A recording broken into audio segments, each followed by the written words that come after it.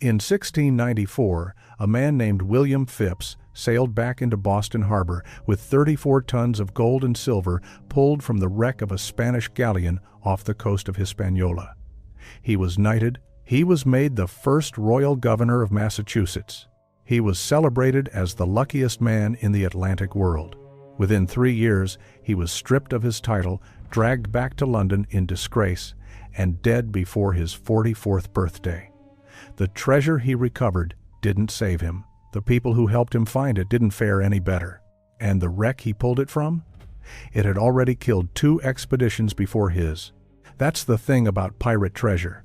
Finding it is supposed to be the happy ending. But across 5 centuries of Atlantic and Pacific history, some of the greatest treasure discoveries on record share a pattern that nobody talks about. The people who find these hoards don't ride off into the sunset. They lose their fortunes, they lose their families, they lose their minds. And in a few cases, they lose their lives under circumstances that still don't have satisfying explanations. Now, imagine a map. Not one of those storybook maps with a red X and a dotted trail, a real one. A proper nautical chart, the kind you'd find nailed to the wall of an admiralty office in the 18th century, stained with salt water and candle wax, covered in lines that trace the routes where fortunes were made and lives were lost. Start in the Caribbean. Zoom in on the arc of islands, stretching from Trinidad up through the Leeward and Windward Islands to Cuba and Hispaniola. This was the funnel. Every ounce of gold, pulled from the mines of Mexico and Peru, passed through these waters on its way back to Spain. The Spanish treasure fleet sailed from Havana every autumn, riding the Gulf Stream north before catching the trade winds east across the Atlantic. Pirates knew the schedule. They knew the routes. They waited in the channels between islands, in shallow coves where warships couldn't follow, and they took what they could carry. Now trace a line south from the Caribbean, down the Pacific coast of South America, past the port of Callao, where Lima's treasure was loaded onto ships. Keep going. 300 miles offshore, there's a dot of green in the middle of nothing. Cocos Island. Remember that name. Swing the map east, across the Atlantic to the coast of West Africa, where slave ships and pirate hunters crossed paths in waters so thick with commerce that a single square mile of ocean floor might hold a dozen undiscovered wrecks. Down around the Cape of Good Hope, past Madagascar, and into the Indian Ocean, where monsoon routes funneled the richest trade in the world through corridors barely 50 miles wide. Now come back west, cross the Atlantic again. Before we go any further, I need to stop for a second, because what I've been showing you in these videos only scratches the surface. And I realized at some point that the full picture, the actual pirate code, word for word, the real punishment records, the exact treasure division shares, the ports that secretly funded them, it doesn't fit in a video. I put it all into one document, the Black Flag Codex. It's linked below, and the QR code is on your screen. Now, let's keep going. Stop at the Florida Keys, where shallow reefs and sudden hurricanes sank more treasure ships than pirates ever captured. Then north, up the coast, past Cape Cod, where a nor'easter could turn a calm anchorage into a graveyard in 40 minutes. Keep going to Nova Scotia, to a small island in Mahone Bay where the ground has been dug up and refilled so many times it looks like a battlefield. This is the geography of cursed treasure. 5 locations, 5 discoveries, and 5 stories where the gold did exactly what the old sailors always warned it would do. It destroyed everyone who touched it. Number 5. The treasure of Lima and the island that swallowed men whole. In 1820, the city of Lima, Peru, was about to fall. José de San Martin's independence army was closing in from the south, and the Spanish colonial government knew they had weeks, maybe days, before the capital was overrun. The viceroy made a decision. He ordered the entire treasury of Lima loaded onto ships in the port of Callao. We're talking about gold bars, jeweled religious artifacts, a life-size solid gold statue of the Virgin Mary, gem-encrusted swords, silver chalices by the hundreds, and chests of uncut emeralds collected over nearly 3 centuries of colonial rule. Conservative modern estimates put the value somewhere north of $200 million. Some historians argue it was closer to $1 billion. The bulk of the treasure was loaded onto a British merchant vessel called the Mary Dear, captained by a Scottish trader named William Thompson. The Spanish trusted Thompson because he'd traded in Callao for years.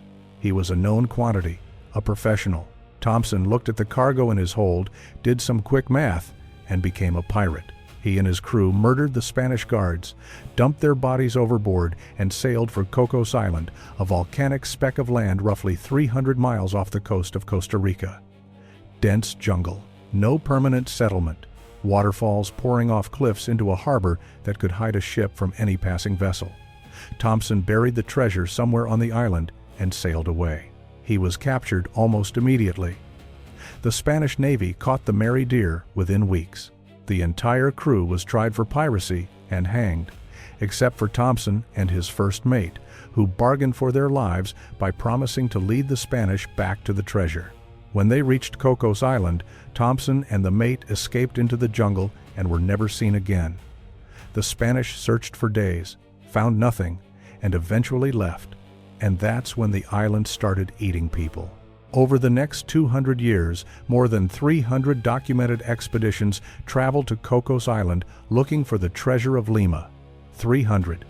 That's not a rough estimate. That's the number researchers have actually been able to confirm through ship logs, government permits, and published accounts. A German sailor named August Gisler arrived on Cocos Island in 1889 and refused to leave. He spent 17 years on the island, 17 years of digging, mapping, trenching, and slowly losing his mind. He found a handful of old Spanish coins. That was it. When he finally left in 1908, he was physically broken, financially ruined, and by all contemporary accounts, not entirely sane. He died a few years later with nothing. In the early 1900s, a British expedition arrived with professional mining equipment. They blasted tunnels into the volcanic rock. They redirected streams. They moved tens of thousands of tons of earth. They found absolutely nothing and left the island looking like a bomb had hit it. Another expedition in the 1920s ended when 2 members of the search party disappeared into the jungle and were never found. Their gear was recovered weeks later, torn apart and scattered. No bodies were ever located. President Franklin Roosevelt visited Cocos Island 3 times. 3 times a sitting American president sailed to a tiny volcanic island in the Pacific because he was convinced the treasure was there. He brought Navy divers. He brought equipment. He found nothing. The Costa Rican government eventually declared Cocos Island a national park in 1978, banning all further treasure hunting. The official reason was environmental protection. The unofficial reason, according to Park Service officials who've spoken about it over the years, was that people kept dying or going missing on the island, and the government was tired of sending rescue teams. The jungle grows so fast on Cocos that dig sites from the 1920s were completely swallowed within a few years. Trenches that took months to excavate disappeared in a single rainy season, as if the island was actively erasing the evidence that anyone had ever been there. The treasure has never been found. The island is still there, covered in jungle so thick that satellite imaging can't penetrate the canopy. Somewhere under that green ceiling, $200 million in colonial gold is sitting in a cave, buried in a trench, or scattered by landslides across a mountainside that no one has permission to search anymore. And Thompson's bones, if they're on the island at all, have never been recovered either. The island swallowed him the same way it swallowed everyone who came after. Number 4. The Atocha and the family that drowned looking for gold. The Nuestra Señora de Atocha was a Spanish galleon that sank in a hurricane off the Florida Keys on the 6th of September 1622. She was carrying 40 tons of gold and silver, Colombian emeralds, Venezuelan pearls, and indigo.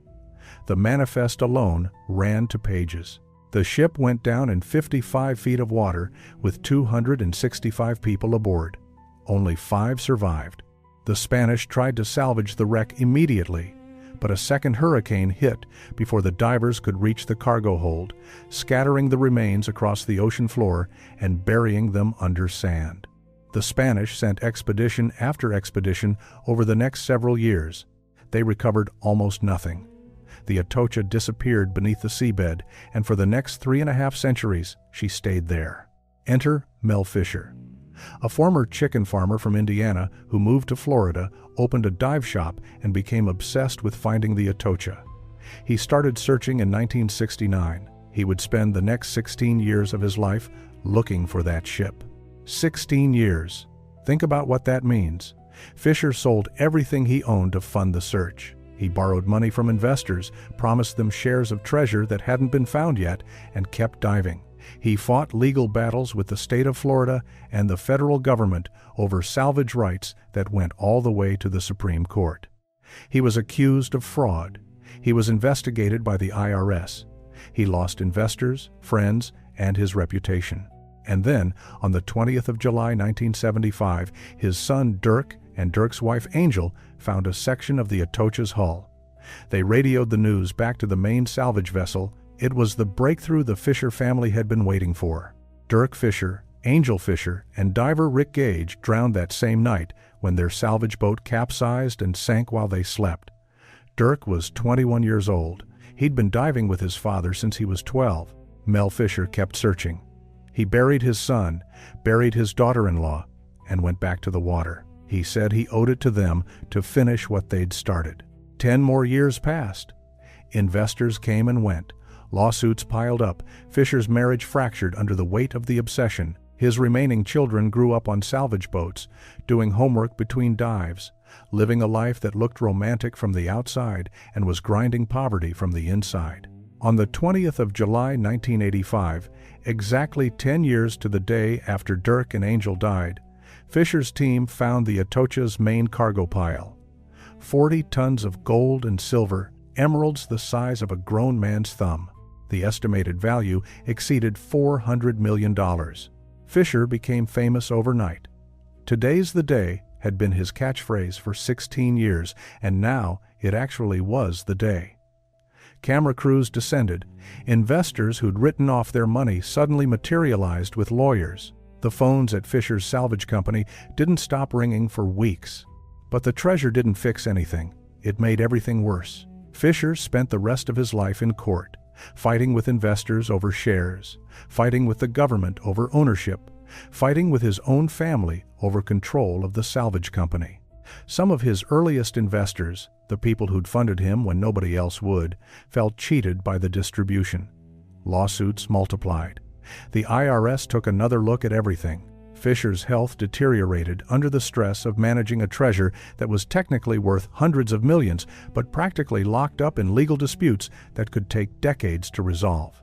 His marriage, which had survived poverty and tragedy and 16 years of living on boats, didn't survive success. The relationships between his remaining children grew strained over questions of control and legacy. The salvage company that had been held together by shared sacrifice fractured now that there was actual wealth to fight over. Fisher died in 1998 at 70, still tangled in litigation, his family scattered across different sides of different lawsuits. The Atocha's treasure is now displayed in a museum in Key West. You can walk in and look at gold bars and emeralds and silver coins pulled from the ocean floor. And if you look closely at the plaques on the wall, you'll find the names of the people who died getting them there. Dirk Fisher, Angel Fisher, Rick Gage. Names that most visitors walk past without a second glance on their way to photograph the gold. Number 3.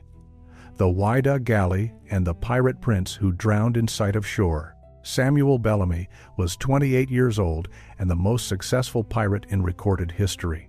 In a career that lasted barely 13 months, he captured more than 50 ships and accumulated a fortune estimated at roughly $120 million in modern value. Sailors called him Black Sam because of his long dark hair, and he was known for 2 things.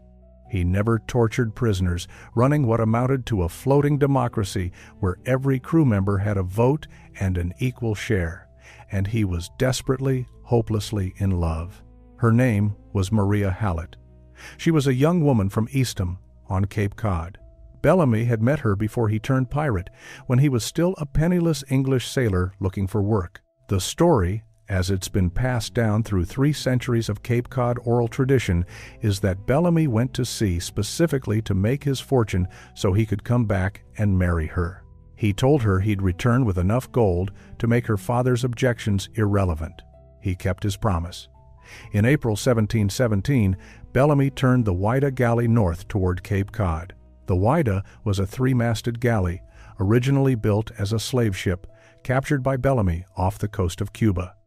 He'd converted her into his flagship and loaded her with the accumulated plunder of his entire campaign: gold dust, gold bars, silver coins by the thousands, ivory, indigo, quinine, and jewels, stripped from more than 50 prizes. The ship was riding low in the water from the sheer weight of what she carried. On the 26th of April 1717, a nor'easter hit. The storm caught the Wida less than 1,500 feet from the shore of Wellfleet, Massachusetts. Bellamy was so close to home that he could have swum it on a calm day. The ship struck a sandbar, her mast snapped, and the hull broke apart in waves that witnesses on shore described as taller than the ship itself. 144 men died, 2 survived. Samuel Bellamy's body was never identified among the dead. Maria Hallett, according to local legend, watched the wreck from the cliffs. The Wida lay scattered across the ocean floor for 267 years.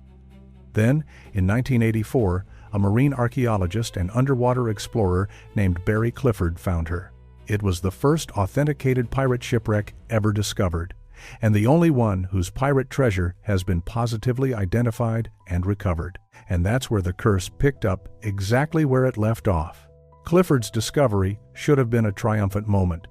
The Wida was one of the most significant maritime archaeological finds in history. Instead, it triggered years of legal warfare. The state of Massachusetts claimed the wreck. Investors who'd funded the search claimed the treasure. Clifford's own team fractured, with former partners filing lawsuits alleging mismanagement. The artifacts became the subject of bitter disputes over conservation, display, and ownership that dragged through courts for over a decade. Clifford opened a museum in Provincetown, but maintaining a proper conservation program for tens of thousands of waterlogged artifacts nearly bankrupted the operation multiple times. Other researchers questioned his methodology, accused him of prioritizing treasure recovery over archaeological documentation, and challenged the identification of certain artifacts. Relationships that had taken years to build were destroyed in months. The gold and silver that Samuel Bellamy had gathered to win a woman's hand 300 years earlier was now tearing apart the lives of the people who'd pulled it out of the sand.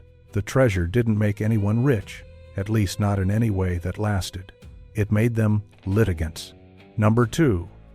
Oak Island and the hole that has been killing people for 230 years. In 1795, a teenager named Daniel McGinnis was wandering the eastern shore of Oak Island, a small wooded island in Mahone Bay, Nova Scotia, when he noticed a circular depression in the ground beneath an old oak tree. The tree had a tackle block, like a ship's pulley, hanging from one of its branches. McGinnis came back with 2 friends, and they started digging. At 2 feet down, they hit a layer of flagstones. At 10 feet, a platform of oak logs. At 20 feet, another platform. At 30 feet, another. Someone had dug this hole before them. Someone had dug it with extraordinary effort, sealing it with platforms every 10 feet, and then filled it back in. They couldn't dig any further by hand. They left, came back years later with investors and professional equipment, and that was the beginning of a 230-year obsession that has consumed fortunes, destroyed families, and killed 6 people. The history of Oak Island is a history of brilliant, determined, capable people arriving with money and confidence and leaving with nothing. Stop for a second. What you just heard about the Pirate Code is the part that rewrites everything you thought you knew. But it only lands when you see the actual shares, the exact fractions written into the Articles of Agreement, the punishments, the port records, the names of the men who funded them from government offices. It's all in the Black Flag Codex, linked in the description. 5 seconds. Grab it now, because what comes next builds directly on it. Link is below. QR code is on your screen. Or not leaving at all. In 1803, the Onslow Company dug to 90 feet and hit a stone slab inscribed with symbols that reportedly translated to 40 feet below, 2 million pounds are buried. They kept digging, At 93 feet, the shaft flooded. Water poured in so fast that no amount of pumping could stop it. They later discovered that whoever had dug the original shaft had engineered a system of flood tunnels connected to the ocean, specifically designed to drown anyone who dug past the stone marker. The tunnels were lined with coconut fiber, a material that doesn't grow within 1,500 miles of Nova Scotia. Somebody had imported it. Somebody had planned this. In 1861, the Oak Island Association watched their pump boiler explode, killing one worker and scalding several others. They abandoned the dig. In 1897, the Oak Island Treasure Company drilled into what appeared to be a vault at a depth of about 154 feet. The drill brought up small fragments of sheepskin parchment with writing on it. Before they could widen the shaft, it collapsed and flooded again. In 1965, Robert Restall, a former carnival daredevil turned treasure hunter, was working in one of the shafts when he was overcome by carbon monoxide or hydrogen sulfide gas. He collapsed. His son Bobby jumped in to save him. A worker named Carl Grazer jumped in after Bobby. Cyril Hiltz followed. All four died. Robert Restall's wife, Mildred, watched from the surface as her husband and son were pulled from the hole. The Oak Island Curse, as the locals call it, has a prophecy attached to it. The treasure will not be found until 7 people have died trying. 6 have died so far. That prophecy, whether you believe it or not, hangs over every expedition that sets foot on the island. The Lagina brothers, Rick and Marty, have spent over a decade filming their search for the History Channel.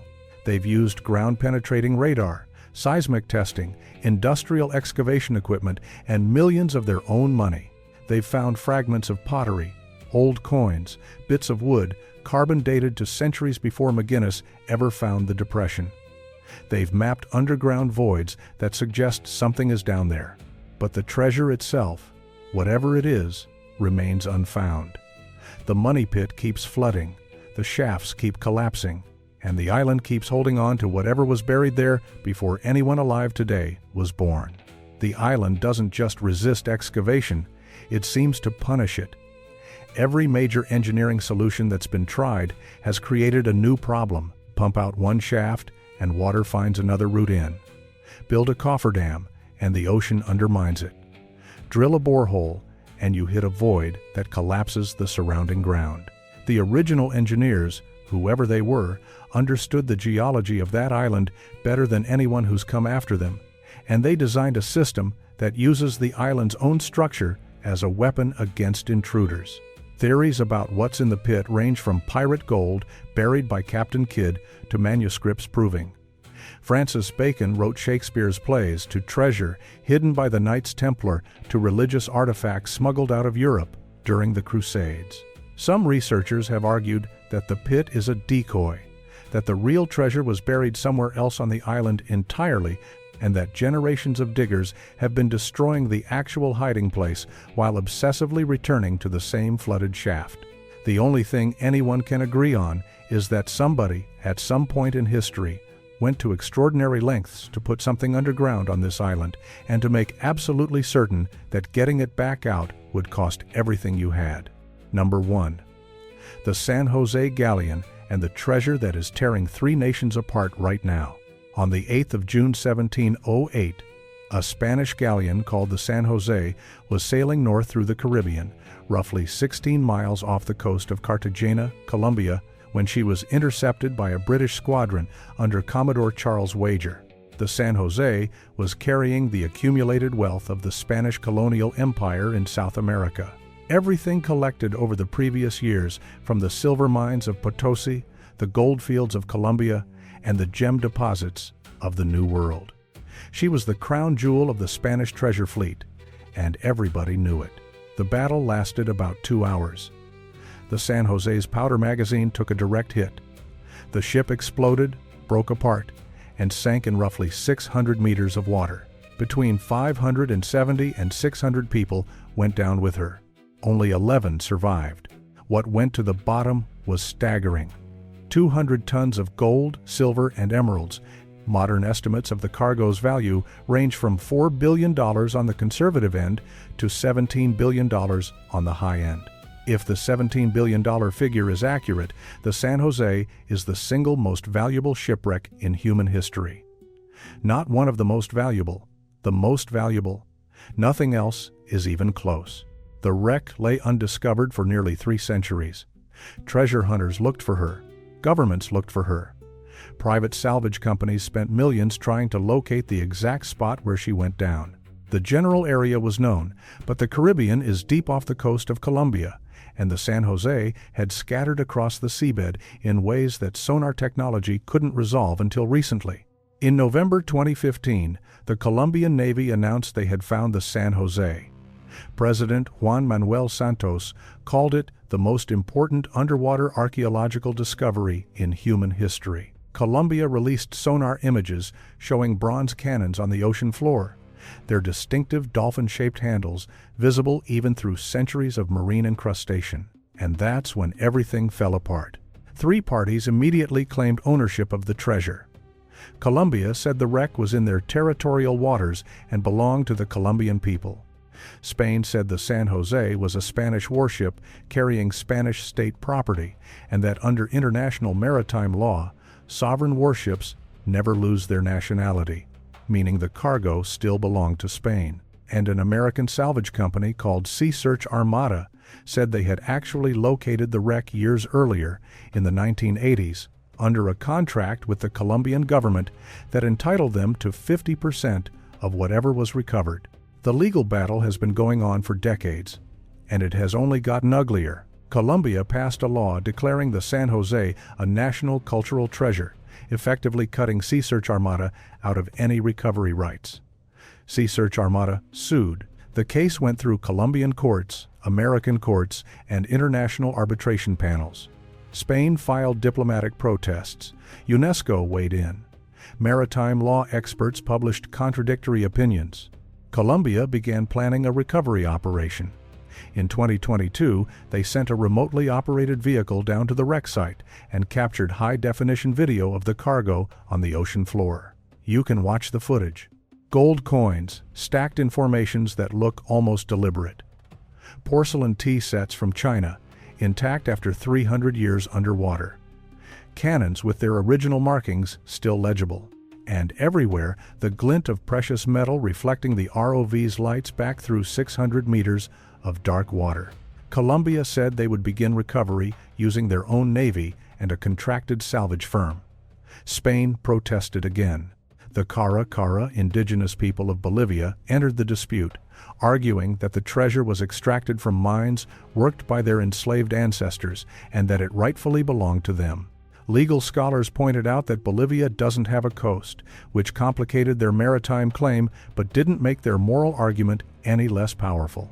As of right now, in 2026, the San Jose is still on the ocean floor.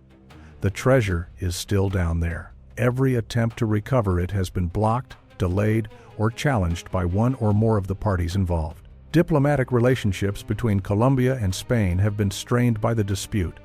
The salvage company has spent millions in legal fees.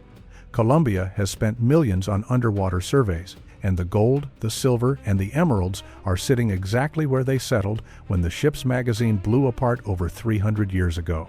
The San Jose hasn't destroyed anyone the way the other treasures on this list have.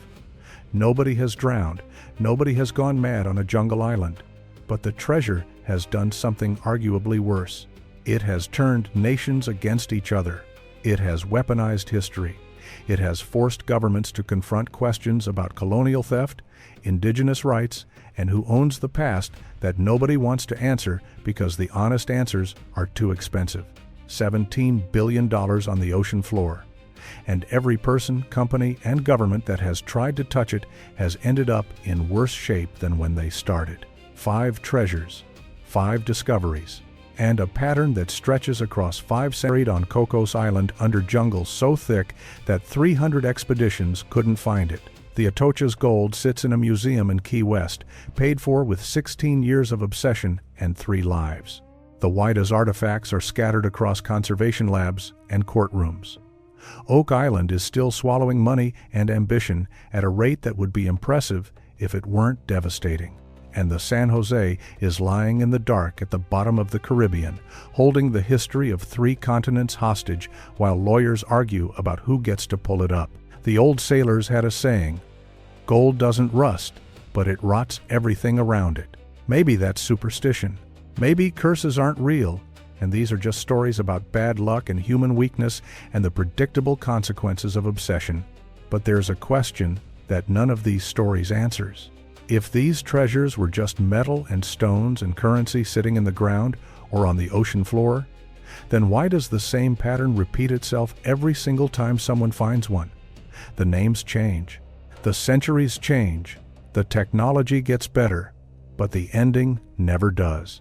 Find the gold, lose everything else, every time.